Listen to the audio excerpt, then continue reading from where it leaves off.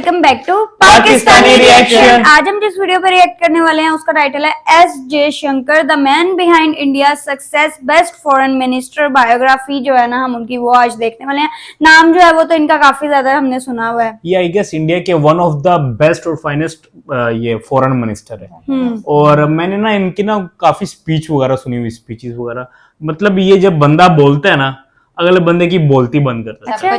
ये मेरा ख्याल इंडियन हिस्ट्री का सबसे बेस्ट ये फॉरेन मिनिस्टर है। मुझे सामने चाहे अमेरिकन बैठे हो या ब्रिटिशर बैठे हो या यूरोपियन, खैर पाकिस्तान को तो किसी खाते में नहीं लेते। मैं कहता हूँ कमाल है। अभी यूएन की जो उनकी मीटिंग हुई थी, एनुअल जनरल मीटिंग, तो उस पर उन्होंने अपनी एक स्पीच दी थी। चलें फिर तो बड़ा अच्छा लगेगा। उन्होंने बजाया उसमें। करते हैं स्टार्ट। डिस्कशन होने वाली है हमेशा की तरह अमेजिंग, एंड तक जुड़े रहिएगा, चैनल को सब्सक्राइब करें। अब हम में से ज्यादातर लोग यह सोचते हैं कि इंडिया को एक ग्लोबल पावर बनाने के पीछे प्राइम मिनिस्टर नरेंद्र मोदी जी का हाथ है, लेकिन ये पूरा सच नहीं है। क्योंकि वर्ल्ड स्टेज पर अगर इंडिया को पहचान दिलाने में सबसे इम्पोर्टेंट रोल अगर किसी ने प्ले किया है तो वो है foreign minister doctor S Jaishankar ji. लेकिन दोस्तों, अगर आप जयशंकर जी को कोई नेता समझ रहे हैं ना तो जरा रुकिएगा, क्योंकि गवर्नमेंट की सबसे हाई प्रोफाइल मिनिस्ट्री उन्हें सिर्फ और सिर्फ उनके काबिलियत के दम पर सौंपी गई है। इसीलिए तो उन्हें आपने इससे पहले कभी भी किसी पॉलिटिकल पार्टी के साथ में काम करते हुए नहीं देखा होगा। और हाँ, क्या आपको पता है हमारे पड़ोसी मुल्क पाकिस्तान और चाइना भी इनकी रिस्पेक्ट करते हैं। लेकिन ऐसा क्यों, सब कुछ डिटेल में जानेंगे आज के इस वीडियो में। अब दोस्तों, वैसे तो सुब्रमण्यम जयशंकर जी की फैमिली तमिलनाडु से बिलोंग करती थी, लेकिन काम के सिलसिले में उन्हें दिल्ली शिफ्ट होना पड़ा और वहीं दिल्ली में ही 9 जनवरी 1955 को उनका जन्म हुआ था। बड़े होकर जयशंकर जी ने जेएनयू से इंटरनेशनल रिलेशंस और न्यूक्लियर डिप्लोमेसी में एमए, एमफिल और पीएचडी किया और ये डिग्रीज उनके और भारत के लिए आगे चलकर बहुत काम आई। वैसे जयशंकर जी के शानदार स्किल्स उनके कॉलेज के टाइम से ही देखने को मिलने लगे थे, क्योंकि स्टूडेंट ऑर्गेनाइजेशंस में वह बड़े से बड़े प्रॉब्लम्स को भी चुटकियों में सॉल्व कर देते थे। पीएचडी करने के बाद से 1977 में जयशंकर ने इंडियन फॉरेन सर्विस यानी कि आईएफएस ज्वाइन करके ऑफिशियली अपना डिप्लोमेसी करियर स्टार्ट किया। अपने करियर के शुरुआती 20 सालों में उन्होंने इंडिया के अब्रॉड मिशंस के तहत काफी सारे देशों जैसे मॉस्को, श्रीलंका, बुडापेस्ट, हंगरी और जापान में अलग अलग पोजीशंस पर काम करते हुए अपने स्किल्स को निखारा। और अब टाइम आ चुका था कुछ बड़ा करने का।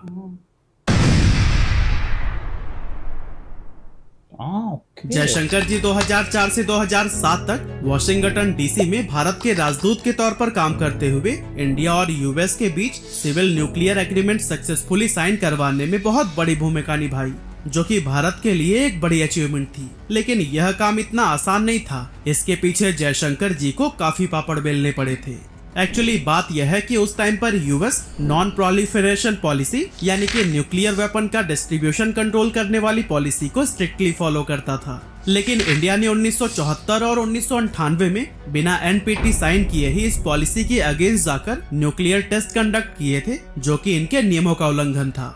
Actually nuclear non proliferation territory एक ऐसी इंटरनेशनल टेरिटरी है जिसका काम है न्यूक्लियर वेपन्स के स्प्रेड्स को रोककर दुनिया में शांति कायम करना। लेकिन इंडिया ने चूंकि उनके नियम को तोड़ा था, इसीलिए यूएस इंडिया के साथ न्यूक्लियर एग्रीमेंट साइन नहीं करना चाहता था। इसके अलावा काफी सारे लॉ मेकर्स और एडवोकेट भी इस डील के खिलाफ थे।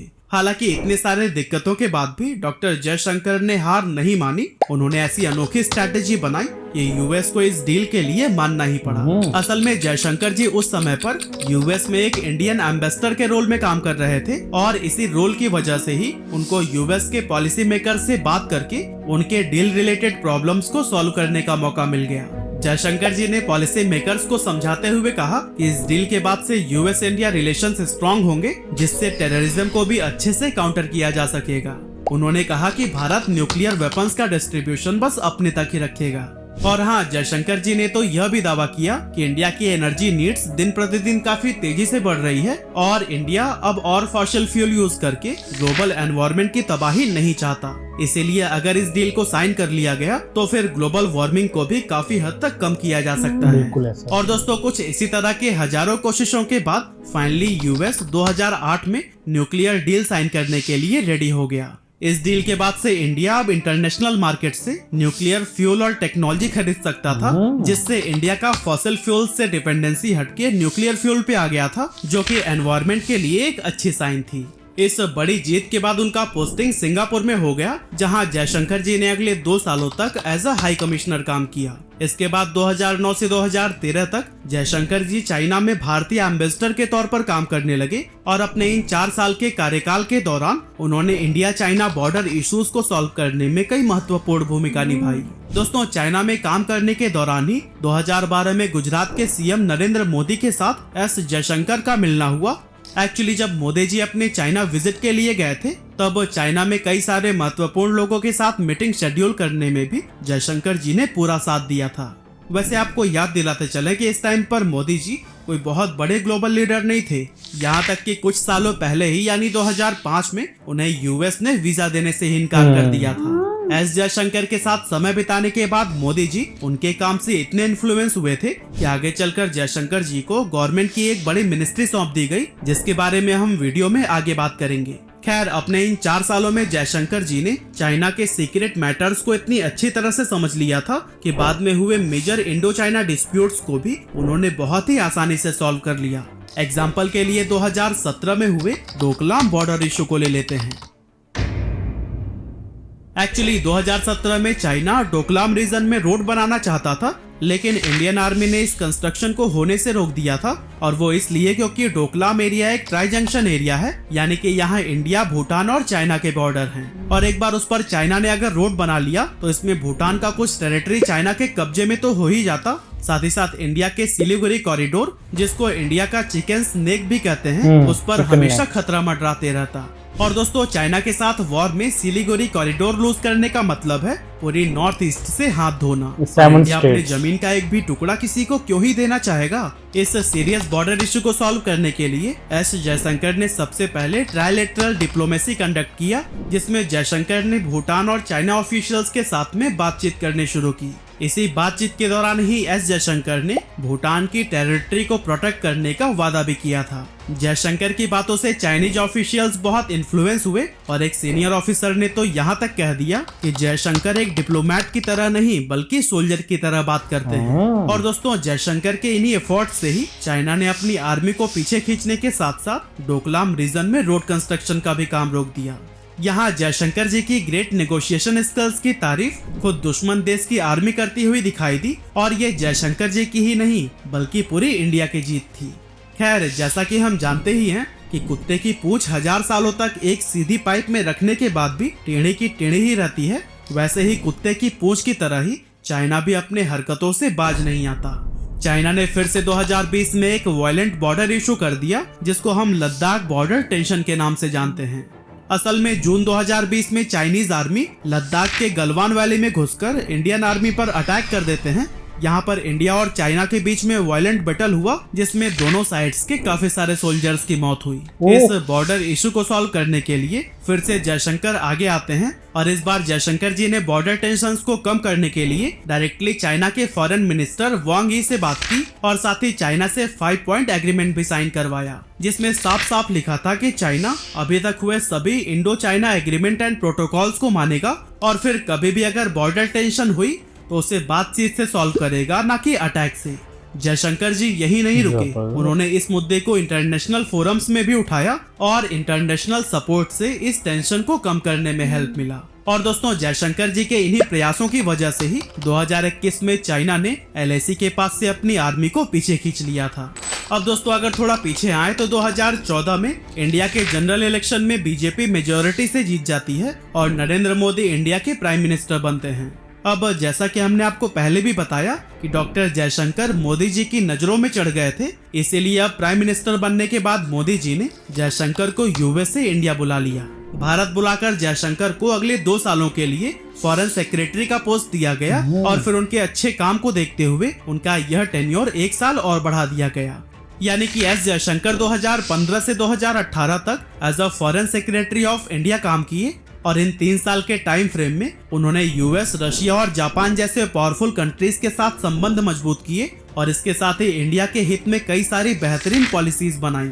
हालांकि उन बेहतरीन पॉलिसीज को बनाने का श्रेय उन्हें नहीं बल्कि उस टाइम की फॉरेन मिनिस्टर को मिला, क्योंकि वो सामने आकर इसकी मार्केटिंग जो किया करती थी।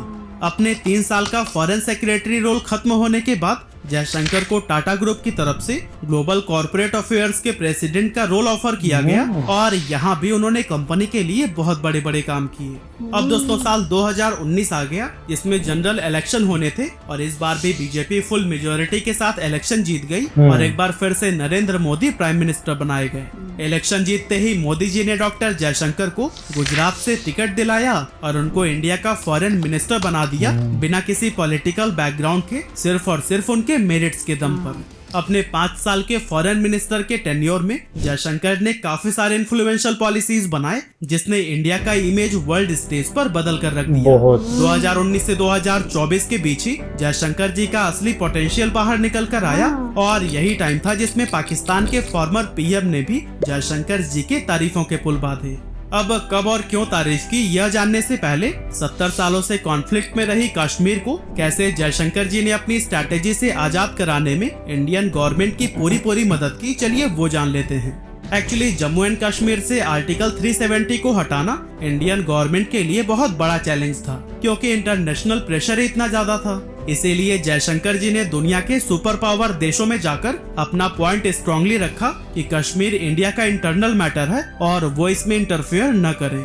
दुनिया के सुपर पावर देशों को कन्विंस करने के बाद से इंडियन गवर्नमेंट ने आर्टिकल 370 हटा दिया और उसके बाद से कश्मीर में ना तो कोई दंगा हुआ और ना ही कोई इंटरनेशनल इंटरफेरेंस। चलिए अब फाइनली हम बात कर लेते हैं कि क्यों और कब पाकिस्तान के फॉर्मर पीएम ने डॉक्टर जयशंकर की तारीफ की थी। एक्चुअली बात थी 24 फरवरी 2022 की, जब रशिया ने यूक्रेन पर अटैक कर दिया था और ये अटैक कोई छोटा मोटा अटैक नहीं था। इंटरनेशनल मीडिया कहती है कि ये वर्ल्ड वॉर 2 के बाद से यूरोप पर होने वाला पहला बड़ा अटैक था, जिसमें हजारों लोगों की जान चली गई। रशिया के इस बिहेवियर को देखते हुए यूएस ने रशिया पर कई सारे सैंक्शंस यानी कि प्रतिबंध लगा दिया। आसान शब्दों में कहा जाए तो रशिया के साथ कोई भी देश बिजनेस नहीं कर सकता था और जो देश करेगा उससे भी यूएस के संबंध खराब हो जाते। यूएस के इस डिसीजन से दुनिया में ऑयल का प्राइस आसमान छूने लगा, क्योंकि रशिया दुनिया में ऑयल का सबसे बड़ा एक्सपोर्टर है। अब जैसा कि आप जानते हैं कि कई सारी चीजें डायरेक्टली और इनडायरेक्टली ऑयल पर ही डिपेंडेंट होती हैं, इसीलिए ऑयल का प्राइस बढ़ने के साथ ही दुनिया में इन्फ्लेशन यानी कि महंगाई भी बढ़ने लगी और भारत में इसी बढ़ती महंगाई को रोकने के लिए इंडिया ने स्मार्ट कदम उठाया, जिसमें डॉक्टर जयशंकर का बड़ा हाथ था। जैसे कि इंडिया ने रशिया यूक्रेन कॉन्फ्लिक्ट में किसी का भी साइड न लेने का चूज किया, जिसकी वजह से इंडिया रशिया और वेस्टर्न वर्ल्ड से अपनी अच्छी रिलेशन को मेंटेन कर पाया। इतना ही नहीं, जब यूएस रशिया के अगेंस्ट रिजोल्यूशन पास कर रहा था तब भी इंडिया ने वोट नहीं डाला, जो कि बाद में जाकर इंडिया का समझदारी वाला डिप्लोमेसी अप्रोच साबित हुआ।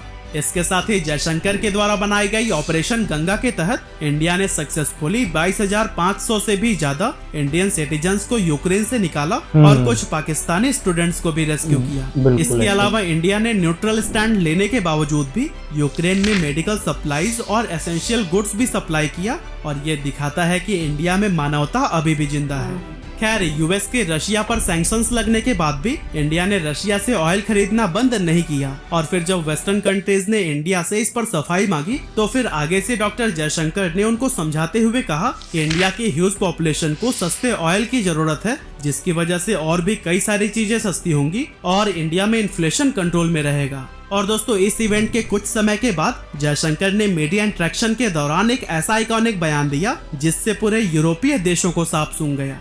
आप खुद ही देखो और सुन लीजिए।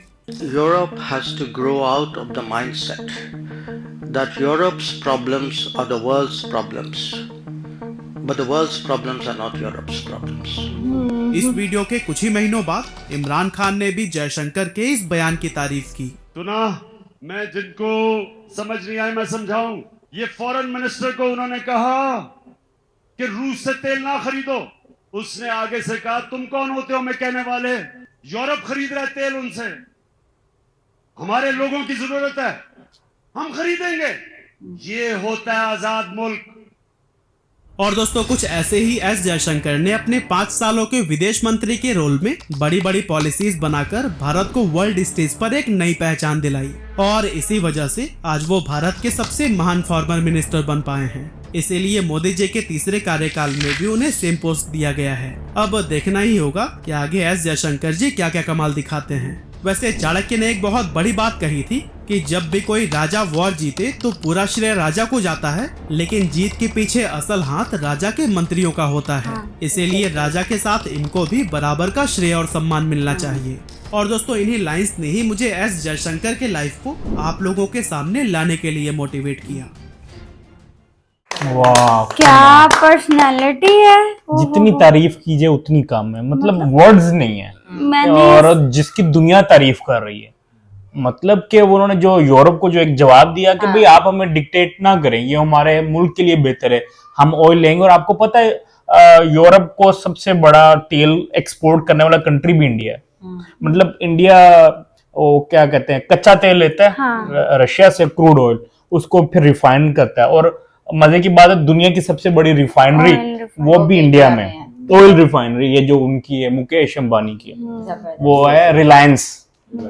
तो उसके बाद वो उनको सप्लाई करता है। तो कहते हैं, उन्होंने कहा कि भाई मेरे मतलब कंट्री को जरूरत है, उससे ये होगा कि महंगाई कम आएगी, क्योंकि पेट्रोल की वजह से प्राइसेस बड़ी ऊपर नीचे चलती हैं। और इवन पाकिस्तानी प्राइम मिनिस्टर ने भी उनकी तारीफ की है कि भाई ये होता है एक आजाद मुल्क का, मतलब आपको लगे ना कि आपके मुल्क के लिए बेनिफिट है, तो आपको कि भाई मैं आप जो मर्जी करो, मैं अपने लोगों के लिए ये स्टेप उठाऊंगा। और ये तो तभी कह सकते हैं जब आप आजाद के उनके जो है वो कर्जों और में ना हो और आजाद मुल्क नहीं। वैसे इंडिया पे भी कर्जा बहुत है, ऐसी बात नहीं। इंडिया का अपना बजट तकरीबन 20% इंडिया का जो बजट है ना, वो उसके इंटरेस्ट की पेमेंट बैक में जाता है। खैर, लेकिन ये है कि उनका जो फॉरेन मिनिस्टर है ना, वो बहुत कमाल के, इतनी पावरफुल पर्सनालिटी है कि वो देखें हमारा थर्ड टाइम भी सेम पोस्ट पर रखा। मोदी जी के काफी फेवरेट है। और हमारे जो है ना, जो फॉरेन जो मिनिस्टर, वो कहीं नजर नहीं आते। मतलब कि आपके मुल्क की जो रिस्पेक्ट करवानी इन्होंने ही होती है, क्योंकि प्राइम मिनिस्टर तो हर जगह नहीं जाता ना। जो जितने भी डेलीगेशन आते हैं, हम जिनसे आप बातचीत करते हो, तो फॉरेन मिनिस्टर काम करेंगे तो नजर आएंगे। वो वीडियो बनाने वाले ने बिल्कुल सही कहा है ना कि हमें मेन बंदा जो है वो नजर आ जाता है, लेकिन उसके पीछे जो टीम होती है। और ये पॉलिटिशियन भी नहीं है। हाँ। मतलब ये कोई इलेक्शन जीत के नहीं आए, ये अपनी काबिलियत पे आए।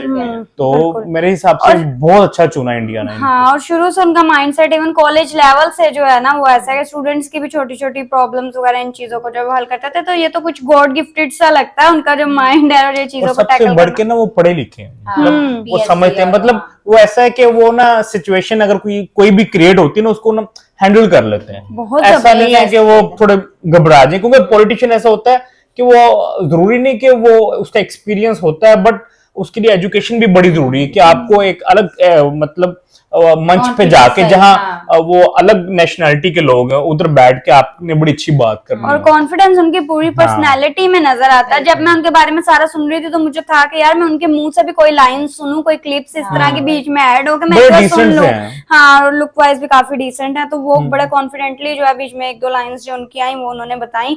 तो यार बहुत ज्यादा अच्छा लगा देख के, रियली सुपर। इसीलिए जो है वो इंडिया इतनी ज्यादा ग्रोथ कर रहा है, क्योंकि इंडिया के पास इतने अच्छे जो है ना वहाँ के लोग हैं, लीडर्स वगैरह। आई होप आप लोगों को रिएक्शन पसंद आया तो जल्दी से चैनल को सब्सक्राइब कर दे। मिलते हैं नेक्स्ट वीडियो में। See ya.